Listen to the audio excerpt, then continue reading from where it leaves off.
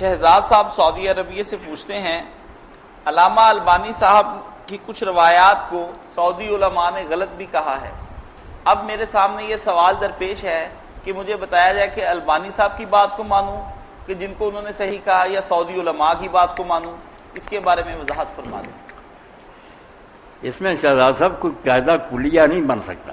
یہ تو دیکھیں گے نا کہ البانی صاحب نے کیوں صحیح کہا، اور جو اس میں کمزوری ثابت کرتے ہیں کہ یہ روایت صحیح نہیں، وہ کیوں کہتے ہیں، اس کو دیکھنے کے بعد فیصلہ ہوگا۔ ہو سکتا ہے کسی بارے میں علامہ البانی سے کوئی چیز رہ گئی ہو، مگر یہ نہیں کہ سعودیوں نے اب کہہ دیا تو رد ہو جائے گی۔ سعودیوں کا بھی دیکھیں گے تو ان کے پاس کیا، اگر ان کی باتیں بھی کمزور ہوگی چھوڑ دیں گے، علامہ البانی صاحب کی مانیں گے۔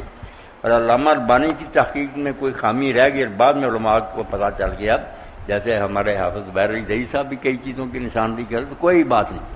خود علامہ البانی رحمۃ اللہ علیہ زندگی میں اتنے نیک تھے کہ اگر کسی طالب علم نے بھی توجہ دلائی نا کہ آپ کی یہ بات صحیح نہیں، تو انہوں نے کتاب میں بھی لکھ دیا کہ اس کو بدل دو، اور ساتھ ہی لکھا کہ میں اس طالب علم کا شکر گزار ہوں کہ اس نے مجھے یہ بات بتائی۔ وہ ایسے نہیں تھے ضد کرے، مگر ادب سے بات ہونی چاہیے، یہ نہیں کہنا چاہیے کہ وہ یوں ہیں یوں ہیں، مانے کہ وہ عالم تھے اور بہت خدمت دین کی انہوں نے کی ہے۔ صدیوں بعد یہ تخریج کا فن جو اس کو زندہ کیا کہ حدیث کہاں ہے، اس کا حال کیا ہے، بہت محنت کی، ورنہ چھوڑ بیٹھے تھے کہ جو لکھ گئے صحیح غلط اس پر جمے۔ انہوں نے کہا نہیں، نئے سرے سے جانچو، کتنی ہیں جن کو تم صحیح کہہ رہے ہو مگر وہ ضعیف ہیں، کوئی ضعیف کہہ رہے اس کے دوسری کتابوں مل گئے شواہد اور گواہ، وہ ٹھیک ہی۔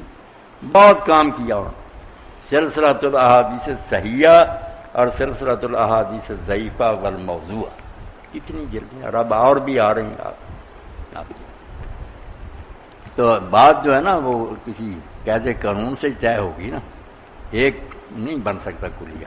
جی، ایک سوال آیا ہے کہ میرا بیٹا 1.5 سال کا ہے، کمرے میں کارپیٹ بچھا ہوا ہے۔ یہ بچے کو چاہیے کہ کوئی نشان دے کر کہ یہ روایت کوئی بیان کرے نا کہ علامہ البانی کہتے ہیں صحیح، وہ کہتے ہیں، پھر کوئی دیکھے نا کہ کیا بات تھی، اس طرح گول مول باتوں کا کیا ہے۔